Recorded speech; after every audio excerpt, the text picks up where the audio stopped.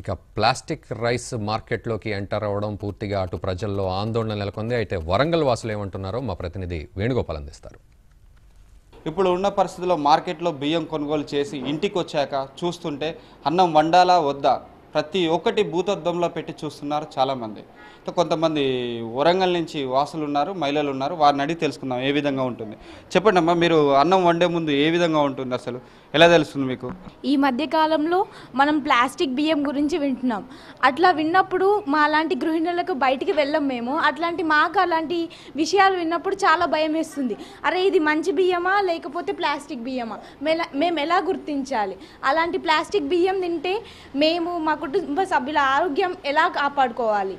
ఈ మధ్య కాలంలో ఒక బియ్యమే కాదు, పాలు, గుడ్లు, ప్రతి ఒక్కటి కూడా, పాలు కూడా చాలా కల్తీ అవుతున్నాయి. అవి మనం ప్రతిరోజు వార్తల్లో చూస్తూనే ఉన్నాం.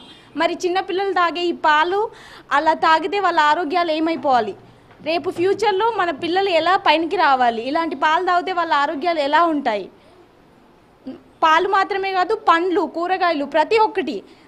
సపోజ్ మనం యాపిల్స్ తీసుకున్నాం, యాపిల్స్ పైన ఒక లేయర్ చాలా రోజులు పాడవకుండా ఉండాలంటే ఒక లేయర్ వేస్తున్నారంట. అది తింటే మన ఆరోగ్యానికి మంచిది కాదు. ఇప్పుడు సమ్మర్లో మనం మామిడి పళ్ళు తీసుకుందాం, మామిడి పళ్ళు పండించడానికి కూడా ఏదో వాడుతున్నారు. సో అలాంటివన్నీ మనం తింటే మన ఆరోగ్యం ఏమైపోవాలి?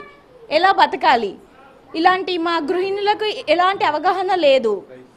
రైస్ మెయిన్గా ఇవన్నీ పండ్లు, పాలు ఇవంటే మనం కొంచెం గుర్తించగలం, కానీ రైస్ని మనం ఎలా గుర్తించగలం? అది ప్లాస్టిక్వా నిజమైన రైసా అని మనం ఎలా గుర్తించగలం? కాబట్టి మాకు ఇలాంటి ప్రభుత్వం నుంచి కొంచెం కట్టుదిట్టమైన కట్టుబాట్లు చేసి మా ప్రజల మధ్యలోకి అలాంటి రైస్ రాకుండా చూడాలని మా గృహిణులు, సమాజం మొత్తం తరపు నుంచి మేము కోరుకుంటున్నాము. ఇక్కడ వరంగల్లో చూసినట్టయితే చాలామంది భయభ్రాంతులకు గురవుతున్నారు.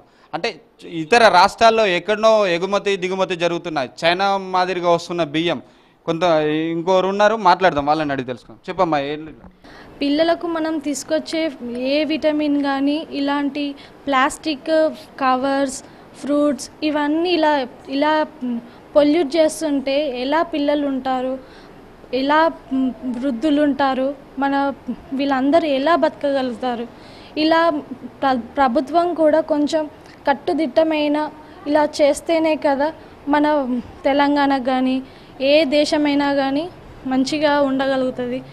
అందుకనే చెప్పగలుగుతున్నాను, కొంచెం ప్రభుత్వం కొంచెం ఈ ఆహార విషయాలలో కొంచెం కట్టుదిట్టమైనది చేస్తే మాత్రం ఈ మన చిల్డ్రన్స్ కూడా చాలా బాగుంటారు.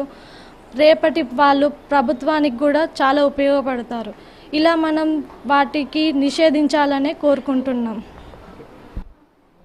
చాలామంది చూసినట్టయితే చాలామంది ఇళ్లలో భయభ్రాంతులకు గురవుతున్నారు. ప్రతి ఒక్కటి వండాలన్నా భూతద్దం మాదిరిగా పెట్టి చూసడం జరుగుతుంది. అన్నం పరబ్రహ్మ స్వరూపం. అలాంటి పరబ్రహ్మ స్వరూపాన్నే ఈరోజు వివిధ రకాలుగా ఎక్కడ చూసినా కూడా ఇలాంటి వార్తలు వినబడుతున్నాయి. చైనా రకం, మెయిన్గా చైనా రకం మార్కెట్లోకి వచ్చాయి. దాన్నే డూప్లికేట్గా రకంగా గుర్తిస్తున్నారు. కెమెరా పర్సన్ నంజితో వేణుగోపాల్, భారత్ టుడే, వరంగల్.